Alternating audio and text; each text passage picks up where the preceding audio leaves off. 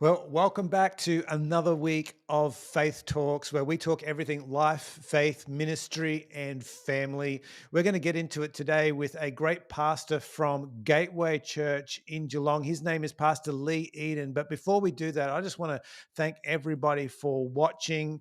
I'd like to thank the sponsors. Actually, we don't have any sponsors to thank apart from the Lord Jesus, who is our number one sponsor. But everybody who watches and engages online, if you think this content is helpful for you, the conversation between two pastors getting to know each other, I'd like to encourage you just to press the share button, share it with a friend.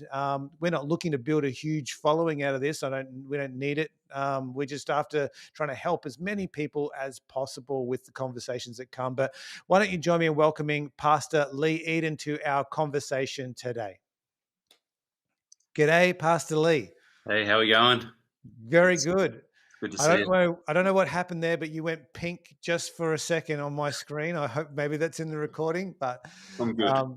it's all good. But hey, can you tell us a little bit about your ministry life in history? How long you've been connected there at Gateway, and tell us a little bit more, because I'm interested to get to know you a little bit more as well.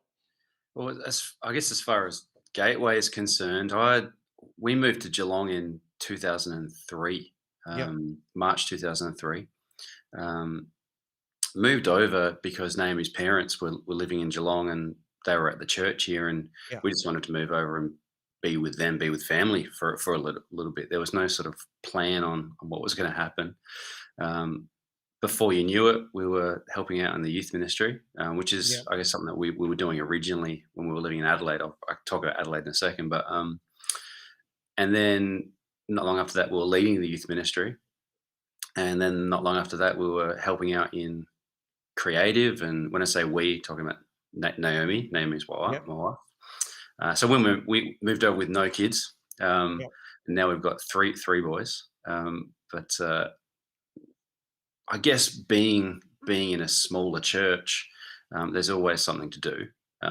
There's always areas that need support. So I guess having no kids at the time, it made it a lot easier to be able to support a lot of different yeah, areas and help raise up leaders, which is really awesome. And then helping out with, I guess, almost like an associate role for a long time. Was helping out with our community care area as well. And then in 2015, March 2015, we stepped in as the senior leaders of the church. great. So a long journey to get there, but lots of serving along the way. Yeah. And that's a similar story for us. I mean, I grew up in a ministry family, and parents were pastors, and Rachel's mum and dad were pastors, and served, and so we just sort of grew up around that whole serving culture, and we kind of thought that we'd step straight into ministry completely when we were first married, and we were in the youth ministry there, and we did a couple of things, moved a couple of cities. We moved from Canberra to Melbourne, then back up to Sydney, and was working with my dad, and ended up realizing that things didn't work out as the way that we wanted, and we didn't step into that sort of ministry, that pastoral, that church Mm, role that we thought that was for us. yeah, So life had a few different curveballs in there, but all the way along, what led us to the point where we're at now is a whole bunch of serving. yeah, So, yeah, I think that that's probably a good context for people who've got this call of God on their life to do something great, to pastor a church or to lead a ministry. Hey, sow the seeds of serving first. yeah. Uh, it's A an important thing. 100%, 100%. Mm. I think for for me in particular, I obviously can't speak on Naomi's behalf, but for me, it felt like a 10-year period, not a wilderness experience so much, but Yeah, a 10-year training period where there was deep desires in my heart.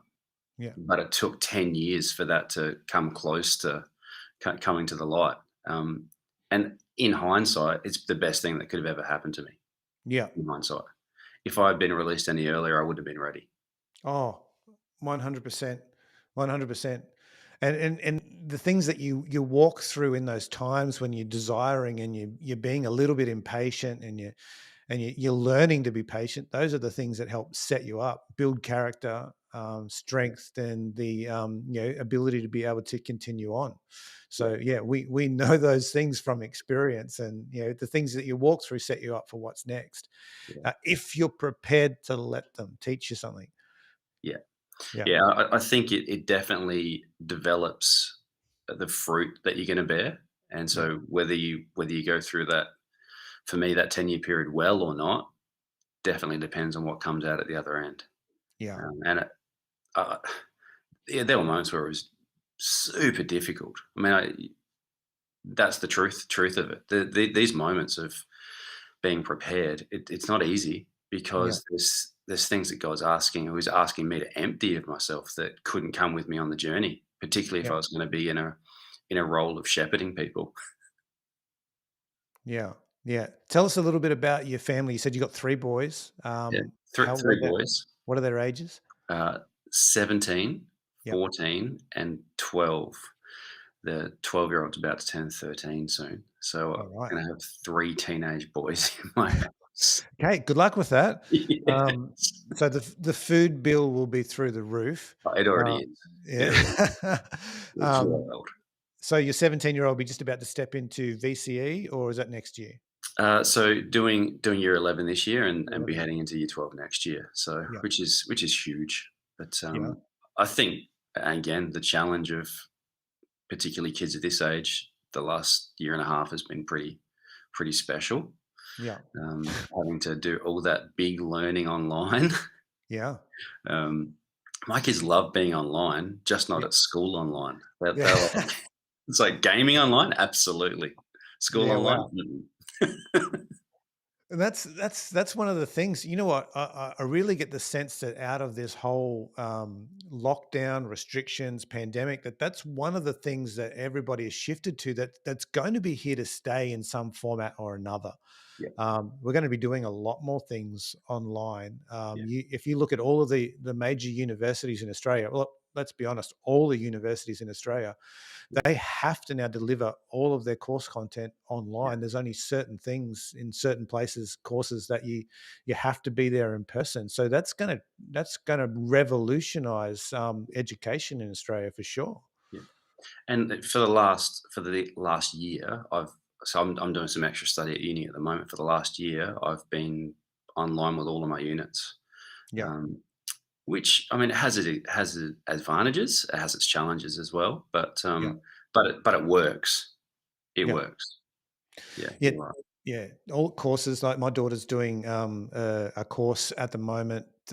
She's doing creative writing through Deakin University in Geelong, but Yeah, she hasn't left Horsham yet. So she hasn't. There's no reason for her to be down there. So all of her course content is online.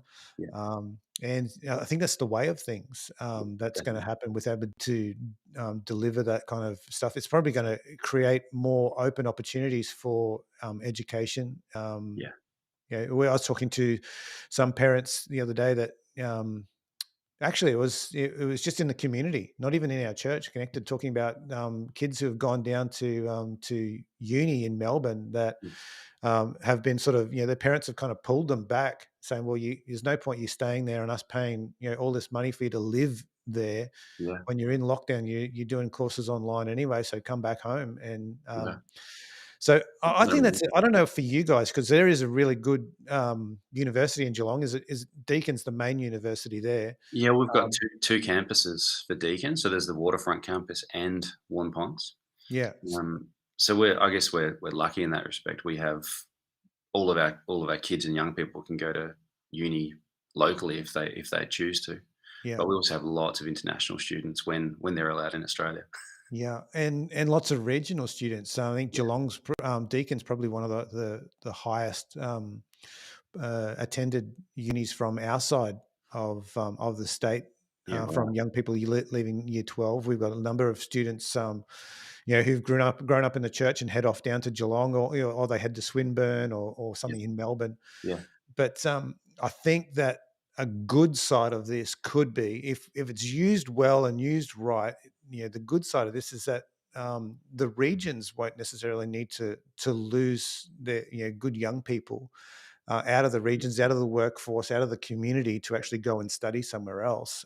There's two which sides to that coin. Sometimes going away actually gives you perspective and get your independence and stuff yeah, like that. But I think also there's a drain on local community yes, when that's there's right. this sort of gap between, hey, all of the people between these age groups have either got they're in a trade or they've gone to uni somewhere else, and That's right. it sort of draws something out of the local Yeah. community. So I think there are some benefits coming out of what we've seen Mm. in all of that. Yeah, Yeah. So I agree. yeah. So talk to us with the church. You've been the pastor there for 6 years. Yeah. Rachel and I have been the pastors here for almost two um, years. Most of that been Wow. in lockdown and restricted. Um, Talk to us about some of the challenges that you've seen. Maybe some of the challenges prior, and then maybe some of the challenges now that you're seeing as being a senior pastor. Yeah. What sort of things have you confronted? I think probably some of our biggest challenges have been around transitioning a small local church. That's probably been some of our biggest challenges, and Yeah, we were lucky in some respects. So before we sort of stepped into the role of senior leaders, yeah, we were able to start transitioning some of the things behind the scenes. yeah, So what was happening at the back end within the office and other important things, we're able to sort of be able to be putting things in place even before we stepped in 2015. yeah, um, that made life a whole lot easier rather than sort of scrambling after we did we did step in. yeah, Um, I think when you're transitioning a small local church that's had the uh, same pastor for sort of 17 or 18 years, people love their old senior pastor. I mean that, yeah, and when that old senior pastor is your father-in-law, that makes it even more special. um, and that was a challenge. And so yeah, I can safely say now that people love us, but it yeah, took a long time for them to be able to trust this young couple that's come in. I wouldn't say that we were young at the time. We're sort of, I think I was 39 or something, so I wasn't yeah, exactly young. yeah, Um, but when they've been with someone for so long, that was a massive challenge. yeah, So you gently change things, you gently shift things. You don't sort of we didn't sort of go all out and bring these massive, huge changes in because we knew that it would be too disruptive. We wanted people to love us over time, not begin to loathe that they've lost their tried and chosen senior pastor. but but it's still there. Yeah, 100%. He's Yeah, still with us, and that's one of the things that we were lucky enough to do. yeah, Um, it'd be fair to say that within our church that there had never been a really healthy transition from senior pastor to senior pastor, yeah, and being aware of that, I went out of my way to make sure that we could try and do that. yeah, Um, and so, even before 12 months before the transition happened, we were able to sit down in the lounge room with Pastor Phil and Glennis and just say, look, if this is what you want to happen, we're in, but can you please let me take care of the transition? Can you let me set some things up so that it transitions really, really well? Because yeah, I want people to celebrate you on the way out, and I want them to love us on the way in. I don't want it to be this horrible, horrible situation. And it worked so important. well. And Yeah, it's one of those things that probably lots of churches have struggled with over time, mm, healthy transitions. But absolutely. but if you can get both parties to sit down, Mm, regardless of whether mm, they're related or not, if you can get both parties to sit down and talk through what the transition could and should look like, to celebrate both groups of people, yeah, it makes a huge difference. Huge difference. I think that the central theme in the middle of all of that has got to be honor. Yes. And if you actually do things honorably, and you're looking to actually create a culture of honor within the church for both parties, Yeah. then that becomes that then helps to set it up for a win. Look, we've seen things go bad in a lot of places. I don't necessarily think that it's always happened necessarily well here. I've heard different stories. I've got no Yeah. evidence because I wasn't here um, on that, but it, it's an absolute learning curve. If you can actually set it up to transition, one of the probably the biggest wins that I've seen in the movement is just the relationship between Pastor Alan Davies and Matt Hines, Yes. and how that transition happened. And it took a few years, and they worked on it. It was a gradual thing, and Yeah. projects were given, Yeah. and I just look at that as being like, oh, maybe not always easy. And Yes. I'm sure that there was some tension and some trial through it, and it's Of always course. going to be the case. But if you can actually present that as well, hang on, this is the best thing for the church body and the Yeah. community, and for each person involved, it's great. I heard I think it was Pastor David Hall from Adelaide was talking to me at one stage before we came here, and he's saying, "Look, it takes you about good 4 or 5 years for the church to become yours, Yes. really, because for the people who actually trust you." And I think in the last 2 years, we've realised that more and more. That's Yeah. been a learning curve for us to go, hang on, this is not necessarily all ours yet. We're still convincing people Yeah. that we're Trust. okay. It's Trust. okay. We're not bad, Yeah. and that's a journey for us to walk through. But we don't know whether the last couple of last year or so with the pandemic, whether that's accelerated or whether that's slowed down or not. Yeah. I got a feeling that maybe it's accelerated for some people. Mm. We've got a whole bunch of people here who are in 100%, and there's probably still some people who are uh, still on the journey. Um, but it's been fantastic so far. So yeah, it's not something that we regret ever doing, and we kind of felt like as soon as we arrived here in Horsham that this was home. Yeah. Um, so that kind of just helps solidify things for us. It's definitely amazing how when you arrive somewhere, like we came to Geelong maybe a year before we moved here, and Yeah, after we left, it's like, oh man, I could never live there. And yeah, then 6 months later, we're making the decision to move. It's and as soon as we got here, it's like we could never leave this place. It's yeah. just remarkable how that happens. But maybe God's grace as well. Absolutely. I mean, for us, we were so convinced in our spirit that this was the right thing that Yeah. I think the weekend that we were here, we were looking at blocks of land, we were looking at Wow. homes, we were looking at real estate, and even there was a 10-week period where we weren't sure whether it was us or not. We're still searching the real estate, we're checking things out, and I think you know that weekend that we came down to start was my birthday. We were going around looking at land, Wow. and then the next weekend we bought one. So Wow. our second weekend at the church, we actually were able to announce that hey, we'd signed contracts on a block of land, um, and that That's kind of thing awesome. solidified things in the hearts of people, going, oh, they're not just renters, they're owners. Yeah. Putting Um, roots down. yeah, and we did, and then we had one daughter who was coming with us, Phoebe, and Yep.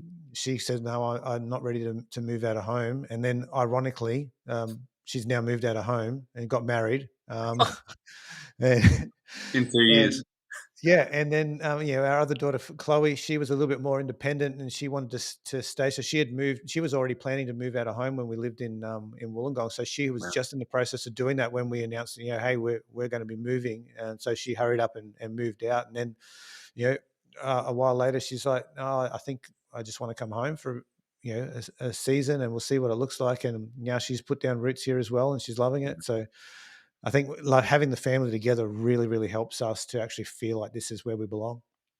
And I think that is one of the challenges of, I guess, being a pastor.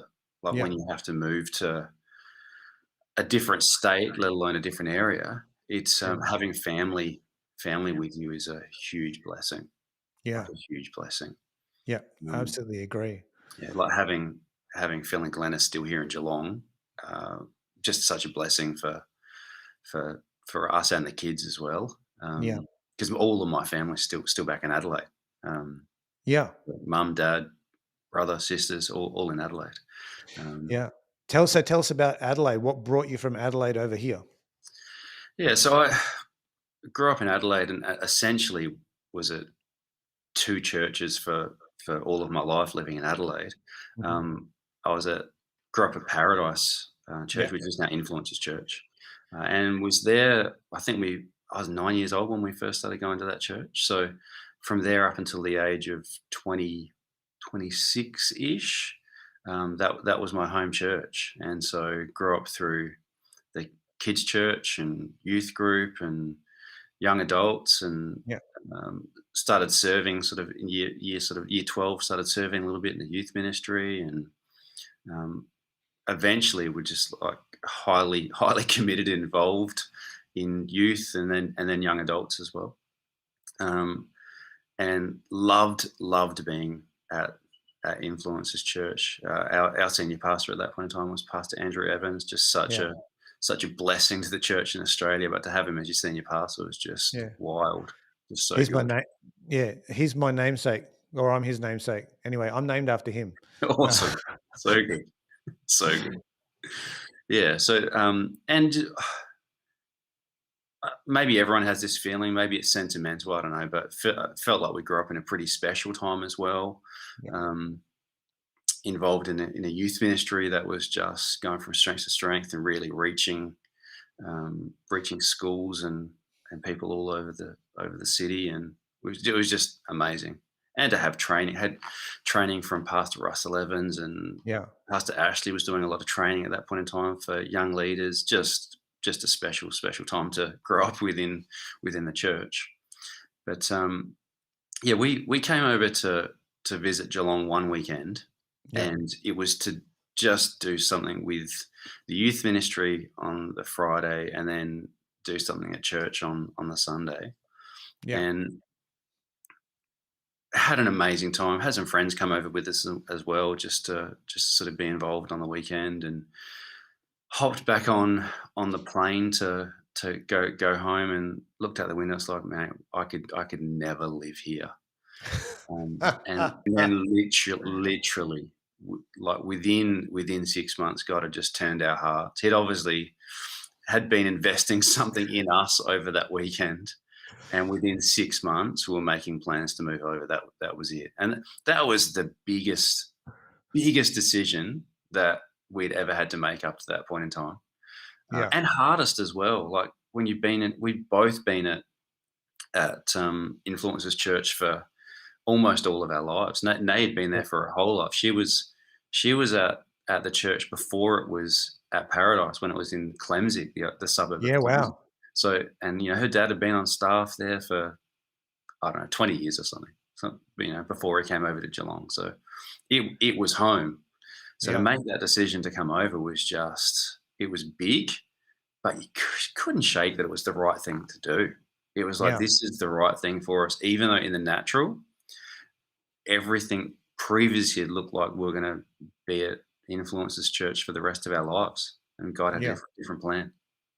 Yeah. It's amazing what God does, and a similar story for us that we got a call about. Would you consider Horsham as a church from the state leaders down here in Victoria? And Yeah, and I was polite. And I said, "Oh, look, you can pass my details on. I'll talk to them and that." But I got off the phone and I called Rachel, and I'm just going, I'm not going to Horsham. No, we feel really close to this option. yeah, It's not, and it wasn't until we started talking. We had some great conversations with some, Jeff and Sue Moore, and yeah, then we got to meet John and Cheryl Hare were coming through on a holiday, yeah, and stopped and we had lunch with them, and we started to go. It was this gradual transition of God moving our position from no to yes. yeah, And then by the time that we got here, it was a big yes. It wasn't just a little one. It was like, no, we're yeah. all in on this. So it was crazy. It was like Amazing. it was actually we can trace it back. There was a literal changing of our heart. Yes. And God, because is the only one who can do that. It's not like, oh yeah, we changed our mind. No, no, it was actually a change of heart Yeah. with that. Yeah, In I in some respects, I think that's potentially the most amazing way to go about it, having yeah, been through it as well, because it's not on a whim, and it's no, not a, "Oh, this is a good opportunity." Like, it's like God literally had to move our hearts yeah, to reroute ourselves in a completely different state, let alone suburb. yeah, And it's not part of the same church. It's a part of the same movement, but moving to a whole different church in a whole different state. Like, God literally has to move your heart. I yeah. I agree with that completely. Yeah, no, it's good. It's good. Hey, so having been a pastor for a few years now, and then we walk into this season, and I'm talking about you, and you walk into this season Yeah, of pandemic. yeah, Everything, everything changes. The whole landscape yeah, of church, the whole landscape of caring for people. How do we do that? What are some of the real challenges that you see facing the church? You know, that's come out of this and potentially will continue moving forward. yeah. I think we were really lucky, and I guess to be able to be set up in a way that when it did happen, when the pandemic shifted so quickly, Mm, um, that we were set up to be able to reach people through our services on Sunday. So that was good. That didn't take a lot of challenge for us to be able to do that. yeah, And what it probably allowed us to do was to be able to focus on people a bit more, hmm, um, because it shifted so quickly and weirdly. Like, none of us have ever had to go through anything like this before, yeah, and so all of a sudden it was like there are so many people right now who need support and care. How are we going to do this effectively without sort of burning ourselves out?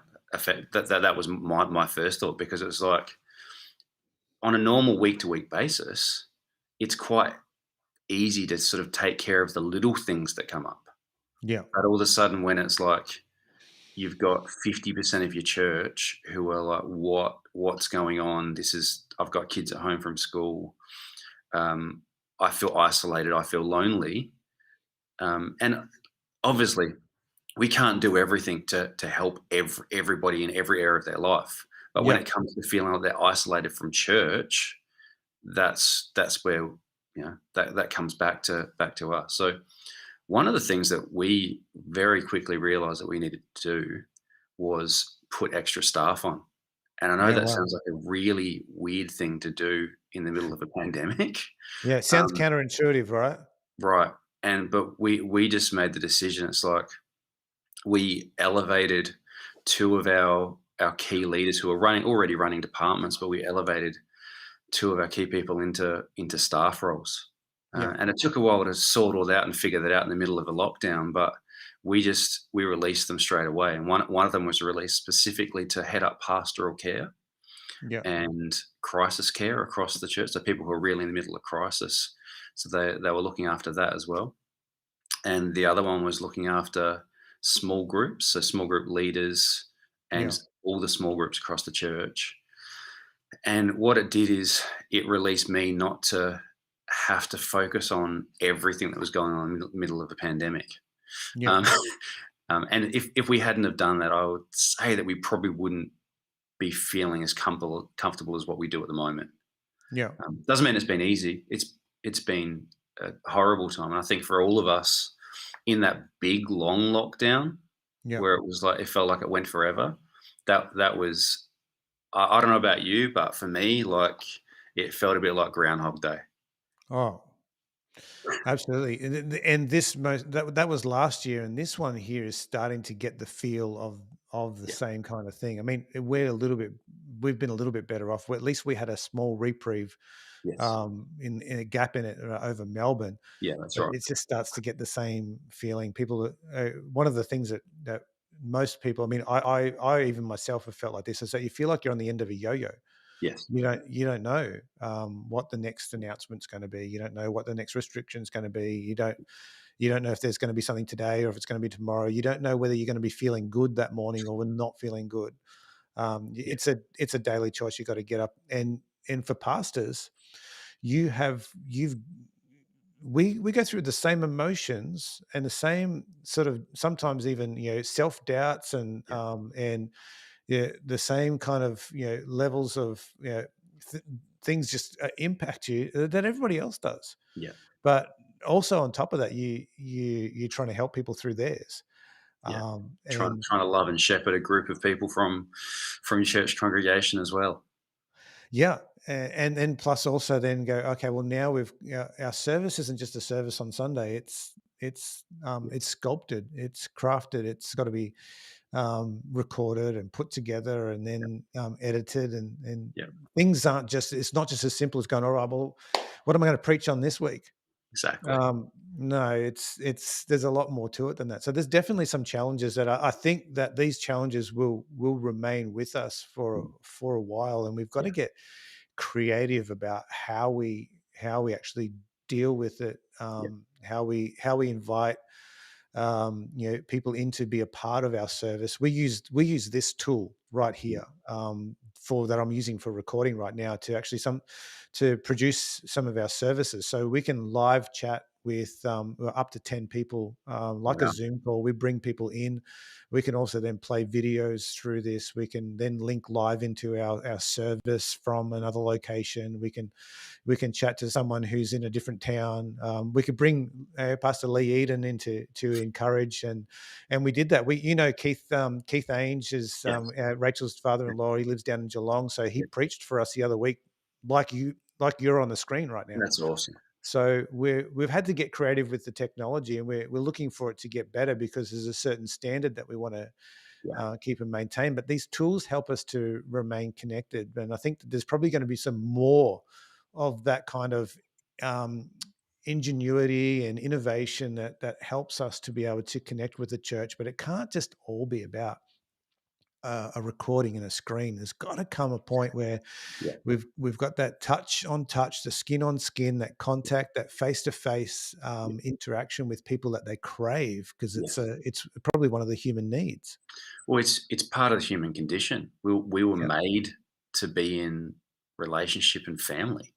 yeah, And I think for a lot of people who've had terrible family experiences, the church has become their family. yeah, So to then have that, for this prolonged period of time being in and out, it has been part of the challenge for lots yeah, of people. And I don't know about you, but I think probably during this season we've probably dealt with a lot more emotional impact on people than any other season. yeah, Yeah, that's what it's felt like for us.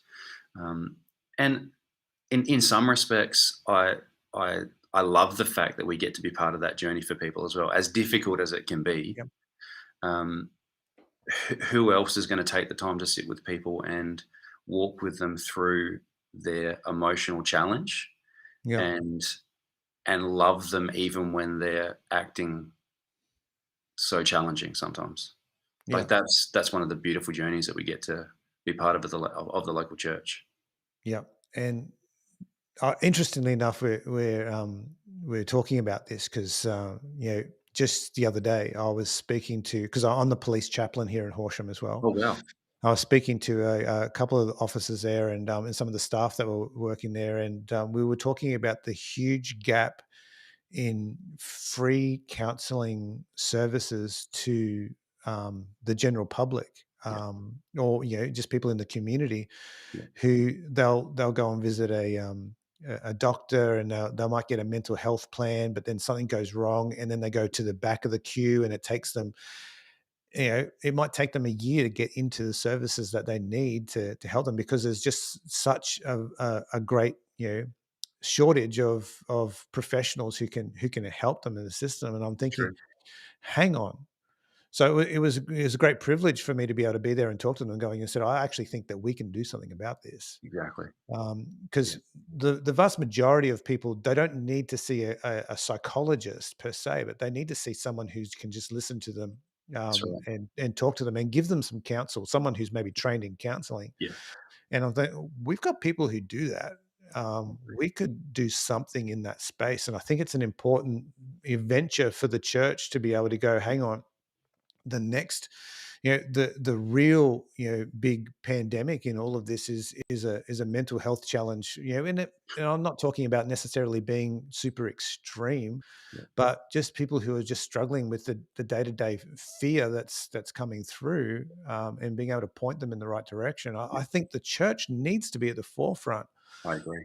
of this, through pastoral care, through counselling. I mean, I would love to be able to have in our building here. I mean, that's been largely sitting empty. A lot of the time we try and use it as much as we're legally allowed to Yeah, use it. same. But I would love to have facilities set up so that we can have, a whole bunch of our the people who counsel in our church to be able to come and go, well, I've got my appointments. They can meet here, and here's Yeah, a space, and that would just become a part of what we do. yeah, I think that's got to, and being able to be, you come into a counseling session, you're in a church, it's a different environment. You're not going to, a government service. So we get to also then be able to yeah, dictate what it is we actually talk to them about. And we actually be able to present the message of hope rather than just go, well, if you do X, Y, and Z, you'll get yeah. through this. Exactly No, right. be able to speak from a biblical perspective. Yeah. So I think that's got to be a core part of it. But yeah, I mean, that's definitely my heart for our local community as well. yeah, We've got a long-term sort of goal in place that we want to be able to facilitate those things for people in our community as well. yeah, I think one of the biggest challenges of people is, yes, they can go to a GP and get a mental health plan, but it costs money to go see someone. yeah, And yes, I know that part of that's refunded, mm, but not all of it. And for some families, it's just not an option. yeah, It's either that we feed the kids or I get to go see someone. yeah, Um, so to be able to be part of that solution, I know that we can't be all of the solution, but to be part of that initial sort of triage and just loving people, yeah, like I think the church has a really good part to play in that. And you know, I imagine you've probably got people in your church who have done counselling courses and have some yeah. form of qualification. We've got a Um, stack. yeah, and so to be able to, help facilitate for people in a local community. I mean, yes, in our own church, but it's our local communities as well. That I think, you talk about how, people, there's a fear that's operating in people at the moment because of Yeah. everything that's happened. One of the things that I've noticed as well in the last short while is that people are fatigued. Hmm. And when I say fatigue, I'm talking about emotional fatigue, physical fatigue, fatigue at dealing with things in their local home, like house with the kids, like Yeah. across the board. Like they're just worn out, but it's a fatigue. It's Yeah. real, yeah, because it's gone for so long. Yeah, absolutely. It's exhausting. Yeah, I mean, I know I find it myself. You're like, yeah, you just look back and going, I don't necessarily feel like I've done that much today, but I'm so tired. yeah, yeah, You kind of have, please don't think I'm playing down those people who suffer from chronic fatigue yeah, syndrome. yeah, That's far worse. But you yeah, kind of go, oh, I get a little bit of an insight into, just a very small insight yeah, into, how it hits you. You just yeah, feel drained, yeah. from time. And as pastors, we are not immune to that. Not at all. And I think I love the fact that you're talking about it, because I think for all pastors and for everybody in general, Yeah, to acknowledge that that's how you're feeling, whether it's physically or emotionally, at that moment in time, to acknowledge yeah, it and be okay with it. It's like, this is how I'm feeling right now. It doesn't reflect the righteousness that I have in Jesus. It doesn't reflect my yeah, place that, that God has for me. But yeah, emotionally and physically right now, this is real, and I can't ignore it for any longer. yeah. It's No, that's it's very really, important. really important. Yeah, no, we've got to actually take steps to make sure that if we want to shepherd people well, that we actually go, hey, what's it going to take for me Yeah, to put the right things in yeah, that are going to be able to be so I can be the best that I can be yeah, for who I'm giving myself out to. If I'm trying to continually give myself out of a place of being completely drained, then I'm going to scrape the end of the barrel and cause damage in the barrel. yeah, yeah, So I think 100%. we need to evaluate those things. We've got to look after ourselves. Got to look after our mental health. We've got to look Yeah, after our physical health. yeah. Which I got to be honest. I I just go to the fridge a lot more than I used to. Snacks Snacks. I had to Being at catch myself home. the other day. I made myself a smoothie, and I put some healthy stuff in there, and I made that, and I showed Rachel. I said, "I'm drinking this smoothie," and I said it was either this or I'm going for one of those ice cream bars that's in the fridge. And this was just in the middle of the afternoon, so I'm like, just calm down. So yeah, Yeah, you try your best to look after. But I found the other thing with this whole pandemic is that people's routines have just been thrown completely out the window. yeah, And that in itself is one thing that I think could be really, really helpful for people is to actually set yourself a lockdown routine. yeah, Stay as close as possible to what you would normally do. If you get up and you're at work by 9 o'clock, get up at the same time, get yourself ready, maybe go for a walk around the block before if you're used to sit in traffic, and then come and be in your home office at the same time. Try and set those routines. If you got up for a coffee break at 10 o'clock every day at your office, get up for a coffee break at home at 10 yeah, o'clock.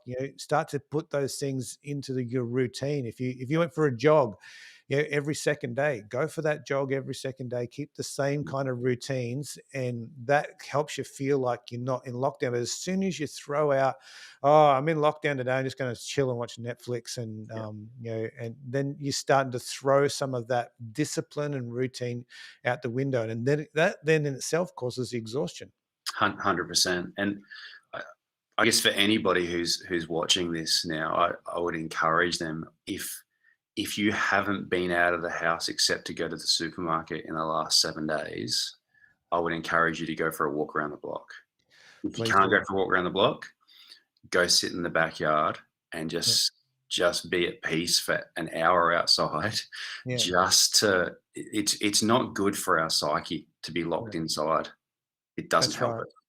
Well, Yeah, vitamin D is essential, yeah. and I mean, Particularly even for Victorians. well, I'm quite intrigued because I lived in Melbourne for a while, and it was always like there was a lot of good days, but it was a lot of grey days Yeah, in that kind of Melbourne area.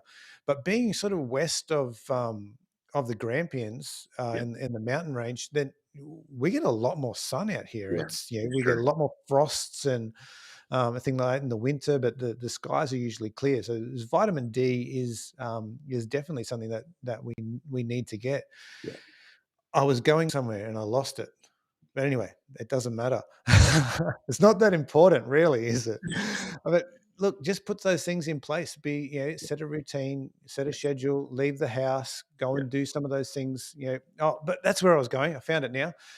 Even before lockdown, you see, there was a sort of saw this trend in young people that they would just be consumed by devices yeah, all the time. Yeah, indoors, locked in their room. I've got a tablet, I've got a gaming console, I've got my phone, and I'm just going to lie on my bed and I'm just going to connect with the world in my way. But I definitely think that there is. Sorry, I'm going to change that. I definitely know that there is added benefits to getting out of a room and into outdoors where there's some fresh air. That is a psychological benefit. We did the Empower course with Dr. Robbie Sonderegger last year. awesome. Yeah, Fantastic course, but he actually talks about you've got to get outside yeah, every day to actually get that benefit. And there's no reason now with the devices that we have, if we need to be working connected, maybe even trying to do that outside as much as possible. Get 100%. that fresh air and that vitamin D. Definitely. So, hey, this has been an awesome chat. I've actually loved this. It's been good getting to Absolutely. know you, and I can't wait for these restrictions to lift. Actually, we don't know what the next thing and what the government's going to say about what we can do and how far we can travel. But as Yeah, soon as we possibly can, I've got to come down to Geelong and have a meal do it. and catch up. Would love We've that. It'd be really great. But hey, one thing that we're asking everybody who comes on to Faith Talks to do is to just pray for our church, pray for Harvest Church, Yeah, pray that we wouldn't just get through this season, but that we would power through it, that we'd be an impact in our region for God's glory. absolutely. All right, let's do it. Lord God, we just we come before you right now, and we're so grateful that we've had the opportunity to chat, spend time together. But Yes. we bring the people of Harvest before you, Father God. And in fact, we bring the entire region of Horsham before you, and we pray right now that by the grace of God, that Harvest Church will reach the people of their region. That by the grace of God, that you've Yes. gone before them, Father God, that there are people that need to know you, they need to know your grace and your power. And I just pray such a grace upon the people of Harvest Church that they that as they reach out into their schools, as they reach out into their Yes. workplaces, they reach out into their community groups. God, I pray that you go before them, that you've set a path before them, and I pray that they'll be able to share the hope and the good news and the grace of Jesus Christ. I thank you that you've called Harvest Church for such a time as this, that it was planted a long, long time ago, and it was planted to see your kingdom come and your will be done Yes. in the region of Horsham. And I pray in Jesus' powerful name, let it be done. Let the people of the city hear the good news of Jesus. Yes, In Lord. your powerful name we pray. Amen. Amen. Amen. Thank you so much for being with us today, Lee. If you don't Pleasure. already follow Lee Eden on Instagram, check it out. His tag is right there, Lee Eden. Lots of ease. Um, Lots of ease in that. So yeah, check it out. And hey, if you stay with us with Faith Talks, we've got some great things coming up. We've had so many great people joining us, and yeah, it's going to continue. I'm going to try and roll this out every single week for the next while anyway. So we're continuing on with Faith Talks. It's going to be a part of our church culture for a time, and it's a great way for me to get to know other pastors, but you guys to come along on the journey with that as well. So God bless you, and thanks for joining us. God bless you, Lee. Thank you.